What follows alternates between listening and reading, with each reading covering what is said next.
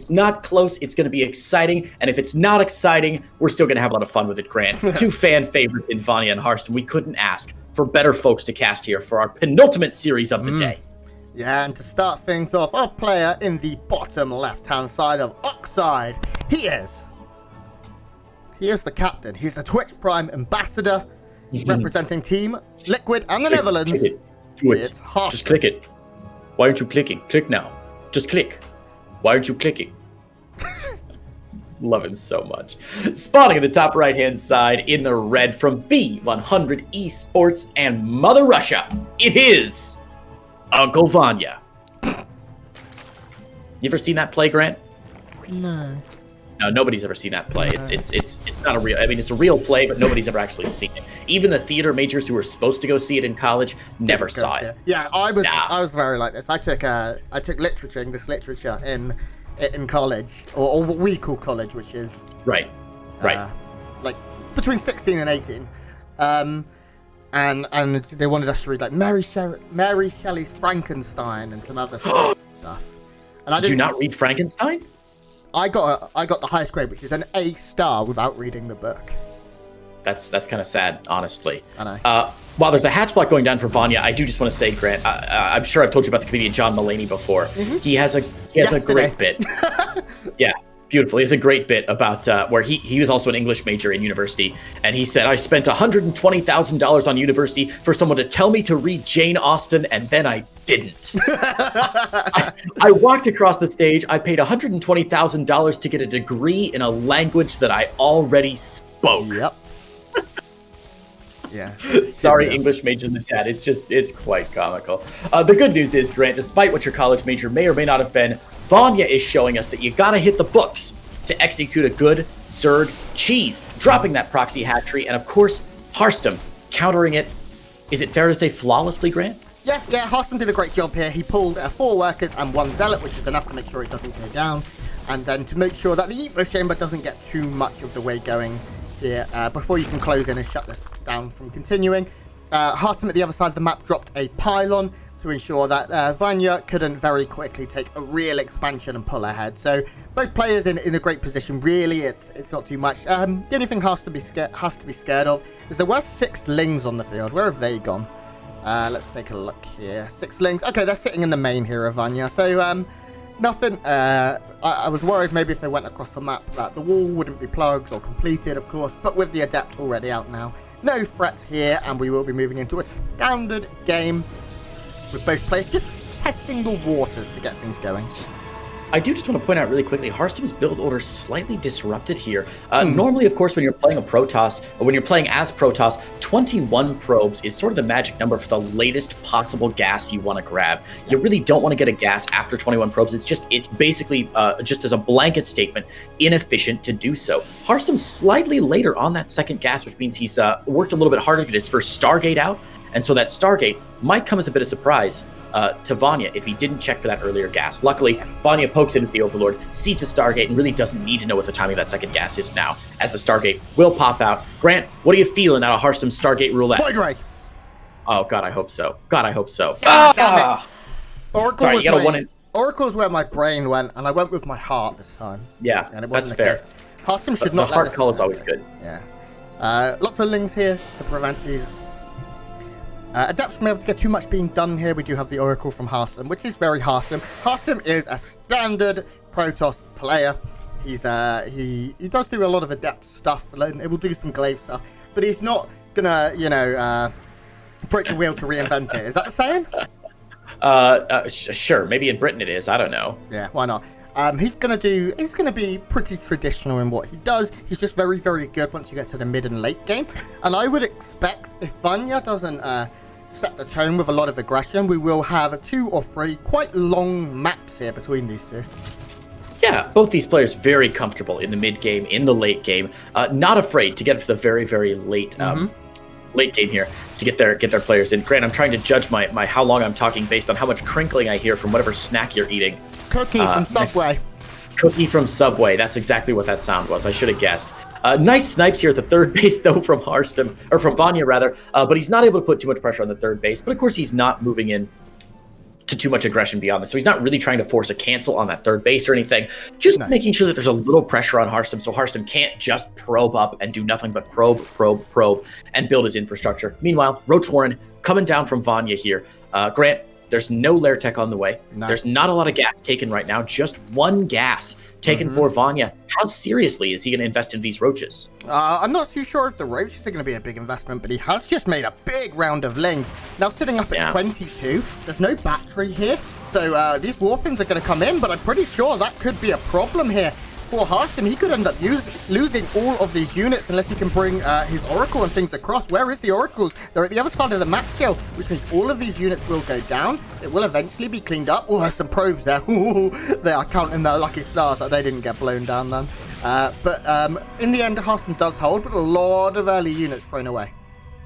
Yeah, look at the resources lost tab here, actually in favor of Vanya here, who's lost fewer resources just because he's been trading away lings for the entire game. And as we said previously, you know, the ratio of lings traded to actual units picked off is, you're happy to go for a 10 for 1, honestly, on lings. Not a problem at all. We've got the Templar Archives coming down now from Harstem, and with Zealot Charge on the way, that's telling me we're going to see some proper old school stuff here from Harstem, looking like Charge Lot into Archon play. Following that Warp Gate. Grant, this is a build that hits a little bit later. Is this still a good call from Harstem, knowing that he's up against a player who's comfortable in the late game, to go for a late game strategy himself?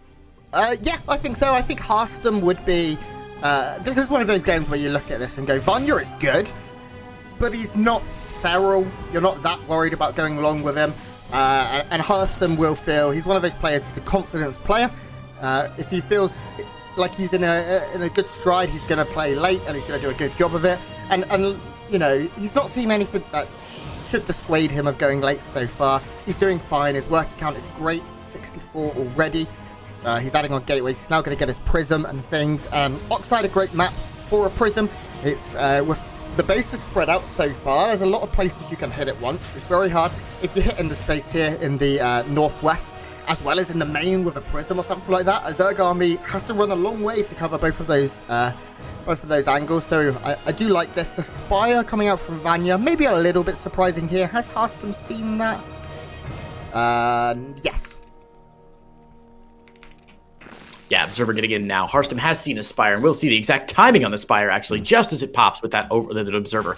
So, as usual, Harstem's scouting on point, but like we said, Vanya, getting that Roach Warren, it's not just for vanity. You know, he's not going to invest as heavily into the Roach Warren as you might have expected, but he is still going to get a fair amount of damage done with those Roaches as he push across the map. Actually, oh my god, are you kidding me? Huge mistake from Vanya here, Grant, pulling all those Roaches back home to deal with 3 Zealots? Are you joking right now? Vanya ceding all of his army supply advantage right now just to go back and move his army into the natural before getting pushed back here. Grant, I gotta be honest, that's a huge mistake from Vanya. Yeah, and Vanya also just giving Harstem the opportunity to Revelation his Muters. Muters typically all sticking together, so if you can Revelation a couple of them, you can keep track of that for a long time, as well as the majority of the army. Harstem is able to see everything right now. He has some Phoenixes, with more and more being produced here to deal with the Muters. He doesn't want to overreact to Phoenixes right now, and he doesn't want to fight too far away from factories and things. He's going to lose one Archon and oh my god, actually the Immortal taking the brunt of that bio damage. Okay, the force fields are nice to catch some of this. Harstem's doing a good job defending, only losing a couple of workers, and killing all of these Muters. Things have just gone very well for Harstem, actually. Man, I don't want to pin this all on one mistake from Vanya, and it might not even be a mistake, you know, but genuinely sending that entire Zerg army back home to deal with a 3 Zealot warp-in into the main, just a huge mistake. I think, Grant, one thing that I talk about a lot is that people treat army supply as though it's like a straight resource in the game, right?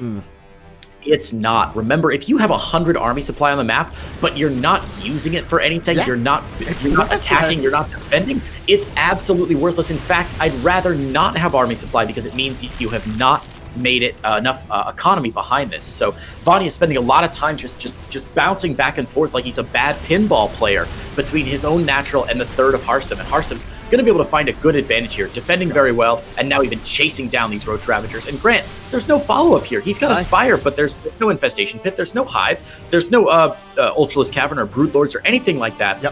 Vanya's stuck on Roach Ravager now, and as we hit the 10-minute mark, my general rule is, Grant, if you're still making just Roach Ravager after 10 minutes, you've done something very wrong as a Zerg player. Yeah, this is nice from Vanya. He's going to wrap around to the southeast here, and we'll catch this building Nexus. But Harstem at this point is in a very good position. You've just seen the last couple of fights have been very one-sided.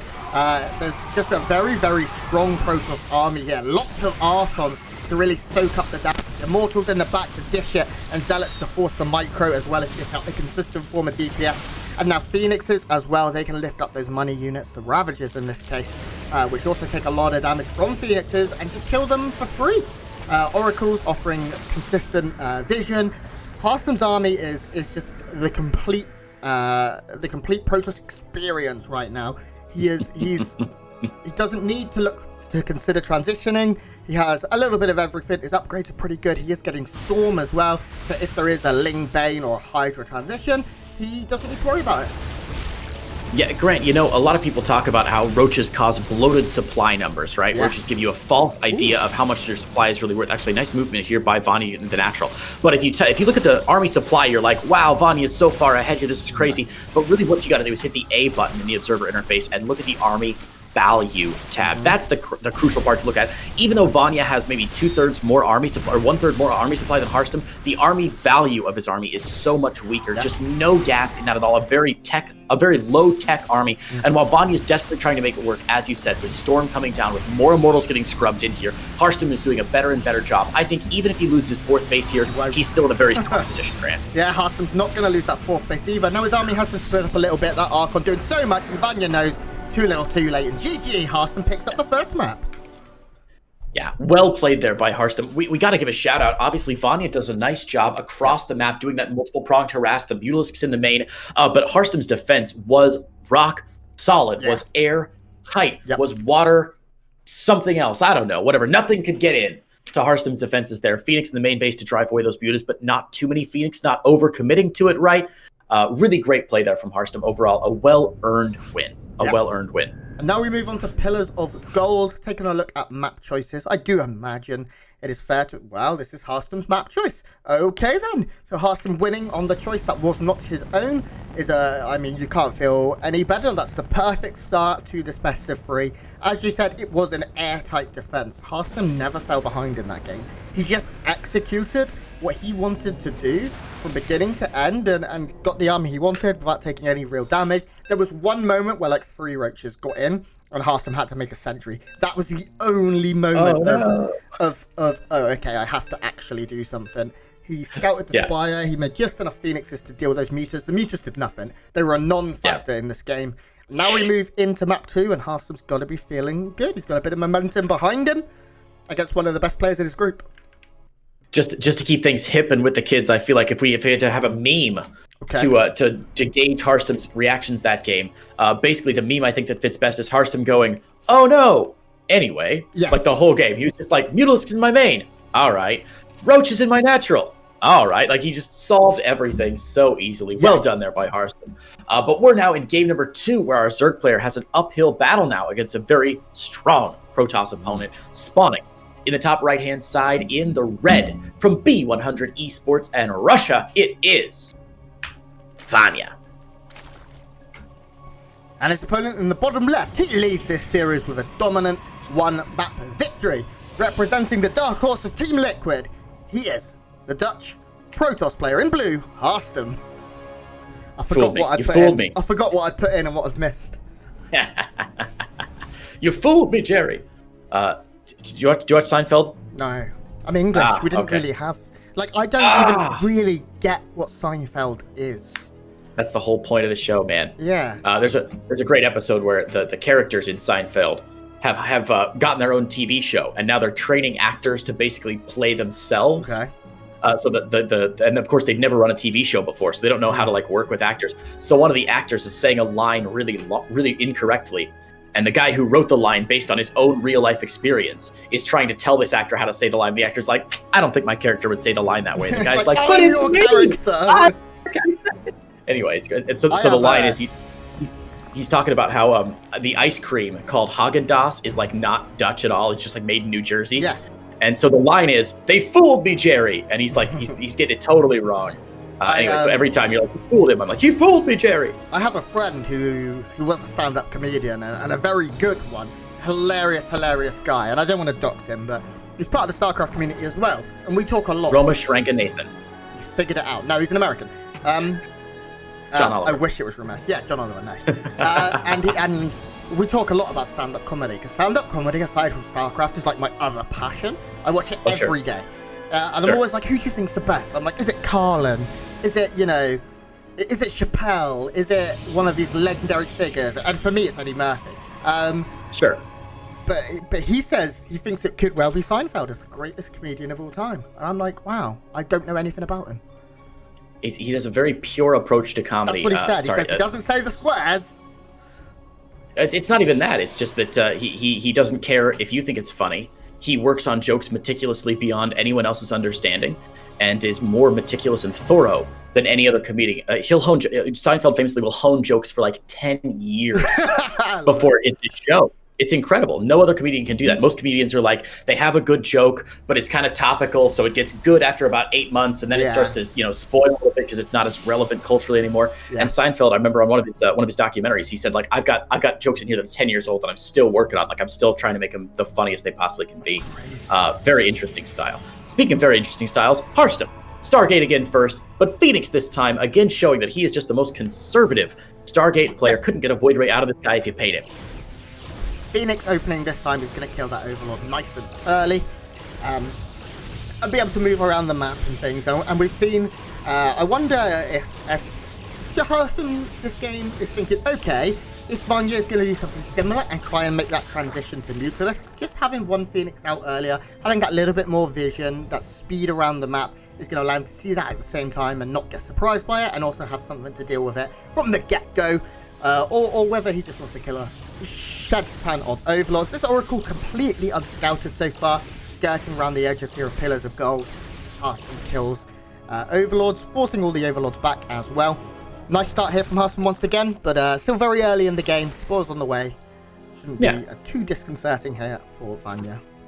Yeah. No surprises here. I mean, Vanya's an amazing player. Let's not lie. He's been one of those amazing, outstanding Russians who has really surprised a lot of us, bumping up against some of the biggest names in EU in the last couple online tournaments and really giving them a run for their money and even winning some of the tournaments. Yeah. I will point out that Vanya is also one of the most accomplished players in the Mapper's Delight and All Random Bald Guy Classic. He's a very adaptable player. Who runs those tournaments, Creighton? I have no idea. A great guy. I feel like I should just this is my chance to be like, and if you like this, smash the subscribe button, follow my Twitter. Oh, gross. Donate to Grant SC2. Yeah, exactly. Speaking of selling out, holy crap, Harstem going for a second Stargate grant. We just talked about how conservative his play normally is. This is a bit more of a bold play, Yeah, I wouldn't have expected this from Harstem, but if I don't expect it, it's likely Vanya doesn't expect it. Harstem's done a good job with these Oracles too. Maybe able to take down a Queen here. Does not want to go into the Spore Crawler range as those Oracles are bloody low and one will fall. But he's killed a good amount of workers to get things going. 8 in total throughout this game is nothing to scoff at here. And now the Phoenixes are being cracked out. And as long as nothing gets in, of course, we know there's no Overlords on the map. The Phoenix has already cleared that. Harstem's going to really power up on this Phoenix production. And they're very good against Roaches. Yeah, Grant, can you talk a little bit more about Phoenix versus Roach and why Phoenix can be such a good counter? Because I think a lot of people are like, wait a minute, aren't Roaches armored? Like, surely they don't take that much damage from Phoenix, and if you get a lot of Roaches on the ground, won't they just overrun the Protoss player? Harstem has seen these Roaches now. He knows the build. He's still making Phoenix. Why is he so confident in his Phoenix play against Roaches? Yeah, Roaches need large numbers. They need to fight all together as a group of, at least like 10, 15 plus. If you can lift up, 3/4 of that group and allow the army on the ground to do the damage, they're great. Harstem as well now adding in a Void Ray. He knows something is afoot here. This link is the only thing that is going to be in position to drop a Nidus. And it's going to be immediately seen. Harstem is in position to take this down if he wants to. He's not going to. He's one pixel away. Yeah, he doesn't see it, Grant. Wow. He's 1 pixel away. Very fortuitous there from Vanya, who actually saw those Adepts out with his Ling and moved the Ling back about 1.5 inches to finally get this Nidus out. The Queens will pop out, but the problem right now is that this is not a Swarm Host play, so there's no really range damage. Like, you can't just park up on the high ground and do damage. You got to be in a little bit closer, and the creep spread is going to take a while to get there, and that means that these Queens are going to be very slow, enabling them to be picked up by the Phoenix quite quickly. Let's see what Vanya can get done, though. Yeah, there's the threat of the Nidus Word in the main is a problem here for Harstem. He needs to deal with that. He will clean this up. Super Battery plus Void Ray plus Phoenixes means he kills the Queens and he has complete control of the air. But what's going on in the main right now, Creighton? There's a lot just come out there, and this is a lot of damage. Probe's forced to fight. He's trying to get the Void Rays out to defend the main, and they will get out eventually.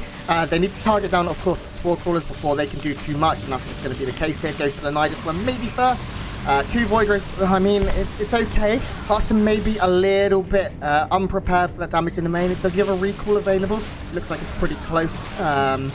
He's going to clean this up, but that was damage in the end. But behind this, Vanya's got, like, no workers, really. Okay, if he can kill all of these, that would be good. It's so tough to call, Grant. As you said, Vanya's worker count is about 47 right now. So even though Harstem is taking some serious damage, significant damage here, 13 probes going down and a lot of infrastructure damage in the main base, he is still 10 probes ahead. His third base has not fallen. In fact, it's still at full health. So these Lings trying to get what they can done, but the Void Ray switch from Harstem is actually paying off in spades. If he had just made Phoenix and Oracle, he'd be wasting a lot of time lifting up individual Zerglings and running out of energy on those Oracles. As it is, the 5 Void Rays are going to hold, and the problem right now for Vanya is not that he didn't get a lot of damage done, Grant, but look at his infrastructure on their side of the map. He has just now started his Spire. Open up the units tab, Grant. Do me a favor and count the number of units Vanya has that can shoot down a Void Ray. He has a queen. Take your time. Queen. And there's a lot of Void Rays right now, and I wouldn't be surprised, and I never thought I'd be saying this when the day started, if we do see Harstem start for Fleet Bacon to get Flux Veins, continue Void Ray production, and really commit now. Harstem's okay, so what Vanya's doing right now is trying to buy himself a lot of time because he knows he hasn't got nothing. So he's going to keep trying to drop some Niduses and things, but I mean, there's 6 Void Rays, 7 Phoenixes, an Oracle, some units on the ground as well. And a partridge in a pear tree. Yeah, precisely. Harstem has everything right now, plus a better economy. He needs to repower some of his buildings, sure, but he can go across right now and look for some damage, certainly. Yeah. A little surprised to see Harstem not pushing out, honestly, Grant. I don't know why he's sitting back at home when clearly he must know he's got a huge advantage right now. He's picking off Queens, but the Spire's going to finish soon for Vanya. And look at Vanya's gas bank, actually. Since he's invested so heavily in Roach Ling, he's not really spent oodles of gas on anything insignificant. So I'm a little surprised to see that Harstem is sitting back. He must suspect that there's some sort of counter coming out for these Void Rays. He's working on +1 air weapons, but he's stopped production out of his Stargates. Grant, what is Harstem going to transition to that's more effective than Mass Void Ray right now? He's got such a good chance, and he's not taking it. There's no Blink on the way, and Blink has not been researched. I was considering maybe that as he is adding on more gateways, getting +1 ground weapons. There it is. Zealot charge. Okay. This is Charge good. Archon? I mean, just Charge Lot Void Ray is a very good composition itself. Void Ray's pretty good against Corruptors, and Charge Lot's really good against Corruptors because they could just ignore them. Yeah, I still think Harstem's in a very good position here. It'll be difficult at any point for this game to slip away from him. He has now seen that there are a bunch of Corruptors and needs to make sure that he has enough static defense to make sure that they don't have time to get their acidic urine all over some of these buildings and kill some Nexi here. Caustic spray just got so much grosser, Grant. Yeah, acidic urine. Yeah, he's going to go for try and make that happen, but there's not enough here for Vanya at this point. His worker count is 11 short. Harstem's adding on plenty of tech. He's getting robo. He's adding lots of gateways here so he can keep his ground army strong. I kind of would have liked to have seen Harstem just fully commit to staying on air attack, but I guess Harstem, a considerably better player than I am, knows that he is more comfortable playing with a ground and air army. Vanya doing a great job microing against the Void Racer here. This is why Flux Veins. Yeah, I will admit to some degree of perplexity here as to why Harstem is not invested in that fleet beacon. He clearly has the money for it, floating almost 800 right now, and with no Flux Veins, with no Anion Pulse Crystals for the Phoenix, it's going to be more and more difficult to engage with these Corruptors. You can see the Corruptors just try. I thought they were going to stick around for a little while longer, finally chased away here, but very unusual choices here from Harstem not to go for more powerful anti-air. I think he maybe doesn't want to get dragged into an air war against Vanya, who is a very accomplished Corruptor player and already has those Corruptors out. But with +1 air weapons finished up, I just don't see this as being a negative for Harstem. These Corruptors are drawing him back home. They're going to take down this Templar Archives, which is just unfortunate. And man, I don't know. One Archon out for Harstem doesn't seem like a good trade when this could have been pure Void Ray, pure upgraded Void Ray. And Vanya, while the Void Rays were out, had no response, Grant. Remember, he was so far behind in that Corruptor play. I think Harstem wasting a bit of an opportunity. But again, reminder to us and to the viewers back home to stay humble. We have map hacks. Yeah, we have map hacks. These players just don't. Yeah, definitely. And Vanya's doing a very good job of keeping Harstem busy. That caustic spray, that acidic urine is a real threat. You don't want to lose the Nexus. You don't want to lose a Nexus to it when you've only got a couple of really active Nexuses, because that will throw a game for you. So Harstem knows he needs to really cement his position here. And he still has the Phoenixes. He's still seeing a lot. He's going to lose one there to the... Oh, he doesn't even kill that Overlord. That's tragic. This is a lot of units right now here from Vanya, who is a 121 army supply. Harstem, has he fully established at what's coming his way? He's only got one battery here, 2 batteries now. This base is going to vanish under these Roaches and Ravagers. Yeah, if Vanya was to choose to engage here, it definitely would have. I think Vanya's probably making the right call to try and disengage here, because he does see that Void Rays are out, Archons are out. Void Rays, of course, do extra damage against armored units, and Archons do extra damage against biological units, which means that Roach Ravager against Void Ray Archon is a really rough composition to deal with. Stalker's warping in to save this third base as the shield battery overcharge is used on Harstem's third, and this is going to get shoved back here for Vanya, and granted, it looks very similar to our last game, where it looks like Vanya has a huge army advantage if you just look at army supply. But if you pop open that army value tab, you'll see that Harstem is actually much more competitive than just the sheer numbers might make it seem. Not as much of a runaway victory this time, though, for Harstem as it was last time. Yeah, I'm a little bit concerned. Harstem's really taken his time here, and Vanya's starting to take great fights. Harstem ate a few big bios, lost a couple of Archons really early in the fights here. Maybe a little bit thrown off by how this game has gone, but his upgrades are good. +2 will be finishing in about 20 seconds here. This base should be relatively safe as Harstem can rotate around in order to save it. Some nice bios will get a little bit of damage done here. Vanya playing some really good StarCraft right now, forcing Harstem to be the defender constantly. And Vanya now has a pretty big supply lead here. Yeah, this is actually really impressive for Vanya, who's able to put up a decent fight. This is a must-win for Vanya, by the way. Guys, if Harstem loses this series, he's down 0-3. In his group. That's a really rough start. In fact, the last map, Grant, we failed to mention it. The last map win that Harstem took in game 1 of this series was his first map win of the entire tournament, dropping 0-2 to both Harstem, to both Clem and to Elaser. So 2 tough losses there for Harstem. Of course, those are 2 of the favored players in the group. I think Harstem probably went into those matches expecting them to be very tough, but still not a great place to start. Yeah, we have some damage going down at the 12 o'clock point here. Looks like that's just been cleaned up by a couple of Roaches. But some nice worker kills there. Vanya back down to just 52. Harstem has got enough time now to get Storm, and it's a very heavy Ravager army. And Storm is good against Ravagers. Crap against Roaches, as you can see here. Pretty good against the Ravagers. We'll tickle them down a lot more here. And Harstem just continuing to make a lot of units. The good thing for him is that his immortal count is strong, and he's hit that similar army to what he had in game 1. Where he's got a lot of Immortals, he's got some Archons, Storms, he's got really everything. He started to get better at dealing with the Corruptors, loses 2 High Templars there for 3, that's not good. Nice Storm there on the Roaches again, but they do regen.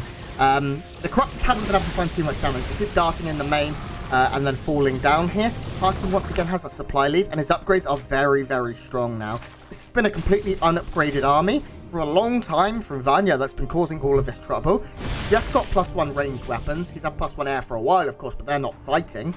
Now the army's coming together here. Big storm, maybe-ish. I mean, it was a small storm. It was like a warm-up storm here.